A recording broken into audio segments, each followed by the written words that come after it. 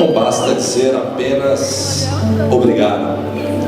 A vocês que iluminaram os caminhos obscuros com afeto e dedicação, para que cada um de nós trilhasse cheios de esperanças.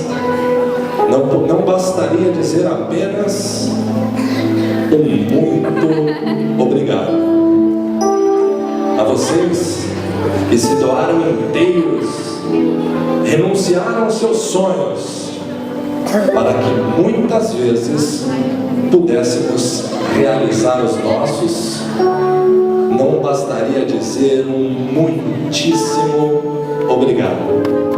A vocês, pais, pais por natureza, pais por opção, pais por amor, não bastaria dizer que não temos palavras para agradecer tudo isso, é claro, mas é exatamente isso que acontece agora, quando procuramos arduamente uma forma verbal de expressar essa emoção ímpar, uma emoção que jamais seria traduzida por palavras.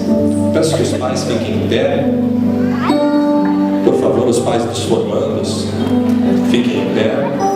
Formando, fiquem em pé, formandos, por favor. Pessoa que representa o seu pai nesta noite. Os pais também ausentes, não menos importantes. Recebam agora a homenagem de forma cantada com o coral Primeira Opção.